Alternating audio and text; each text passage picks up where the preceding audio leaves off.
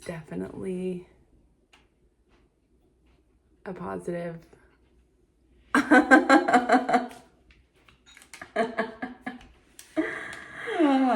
That's really dark. Can't see.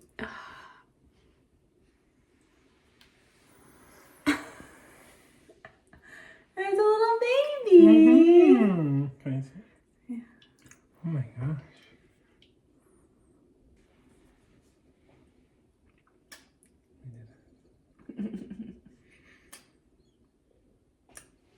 So far, so good. Mm-hmm.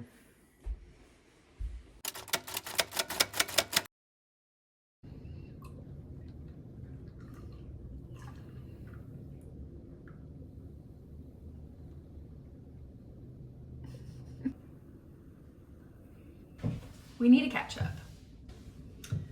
So I thought, why not have a cup of coffee,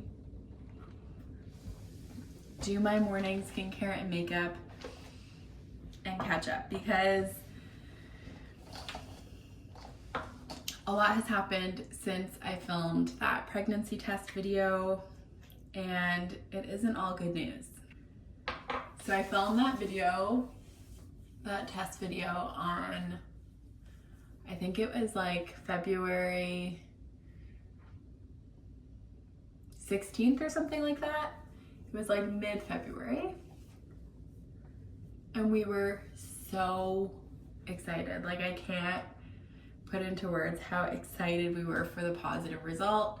Going into an IUI, or at least from my perspective, I went into it with such few expectations. I did not think it would be a positive test result.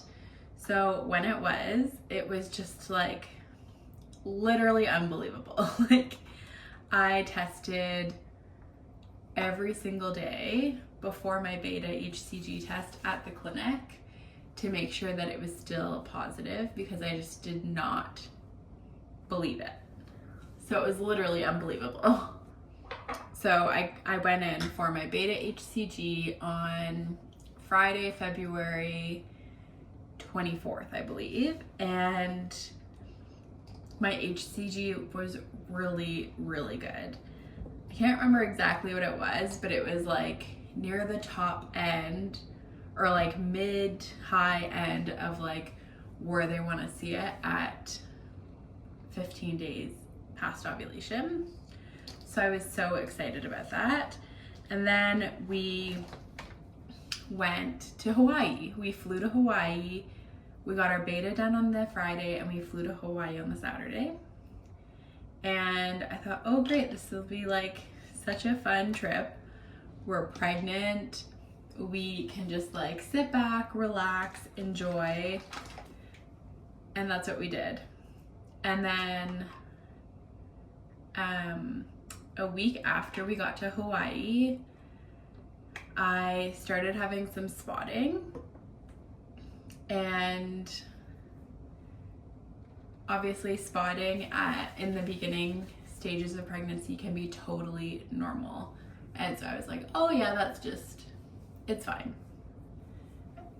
And then my spotting got heavier, and I ended up having a miscarriage at 5 weeks and 3 days pregnant, I believe it was. So like 5.5 weeks pregnant, which obviously is very, very early. And for that, I'm grateful that we didn't go further into the pregnancy to have a miscarriage. But it was shattering. And I think one of the hardest parts was the fact that we weren't here. We weren't at home. We were away. We were in Hawaii, this incredibly stunning, beautiful place. And I was so sad and heartbroken. And it's just this like juxtaposition between this like happiest, most beautiful place on earth, like who can possibly be sad in a place like that? And then like the grief and the shock and sadness and shattering, heartbreaking pain of going through infertility, having a successful IUI, having a miscarriage. It just didn't make any sense. And it still doesn't. But I have waited to film this video because I didn't want to be like a ball of tears on the internet, to be honest. And it's taken me until now to be able to even say I had a miscarriage and not break into tears. So yeah, that's what happened. I guess it's been a month now since that happened. Not quite, almost a month since that happened. And it took a while for my HCG levels to come back down. So I was at the clinic monitoring that. And that's like another thing that no one talks about. I feel like so much of this, like so much of infertility and everything, people just don't talk about.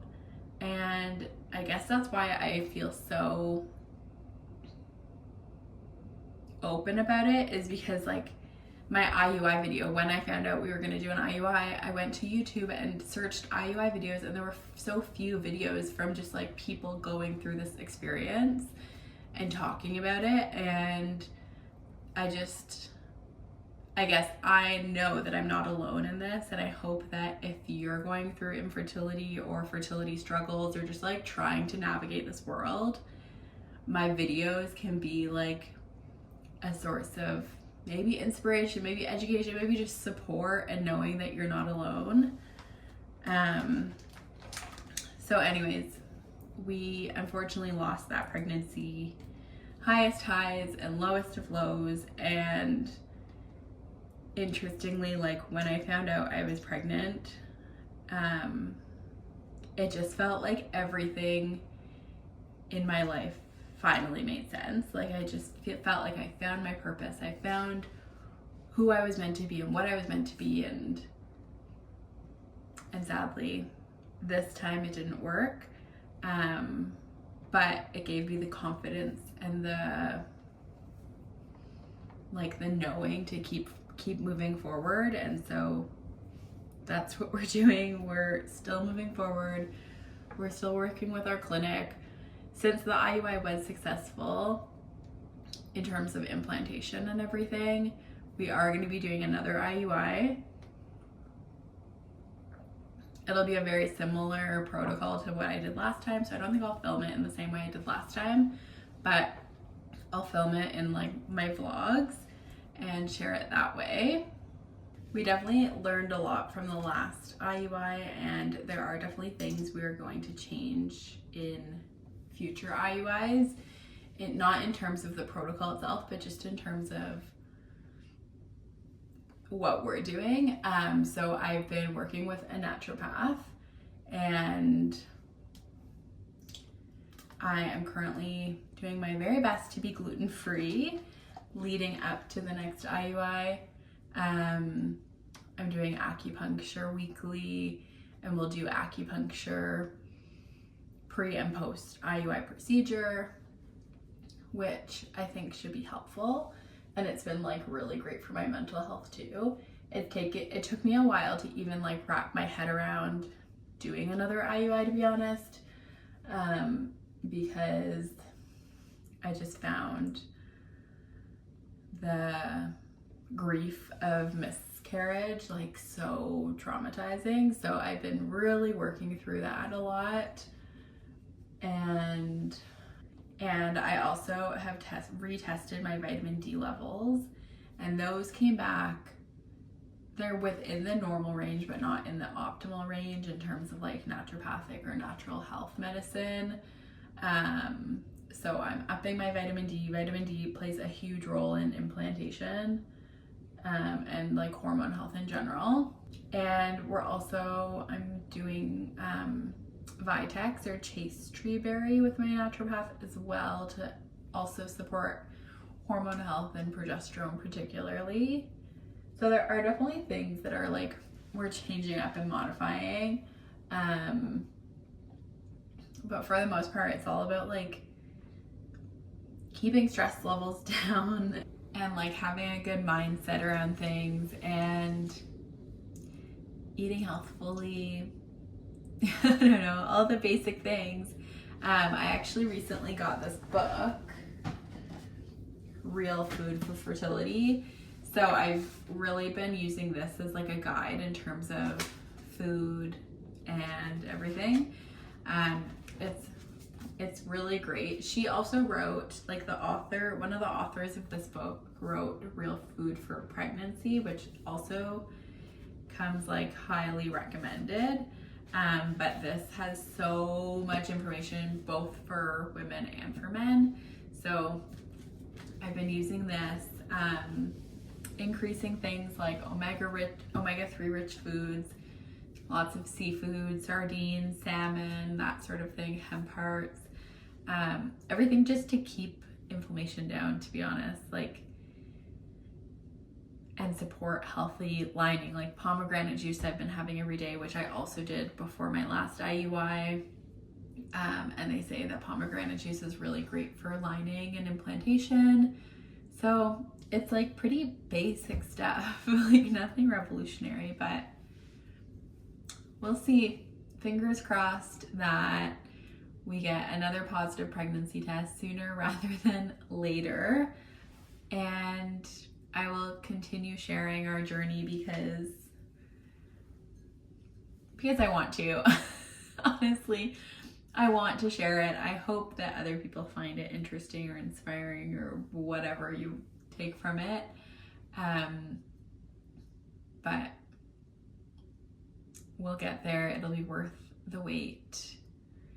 There's so much waiting in fertility, like waiting for your period, waiting for ovulation, waiting for the 2-week wait, waiting for clinic times, waiting for people to get back to you. So much waiting, but it will be worth the wait one day. And until then, I will continue sharing. And if you liked this video, make sure to give it a thumbs up and subscribe. There's lots more content coming your way, and I hope you have the best day. I will talk to you really soon. Bye.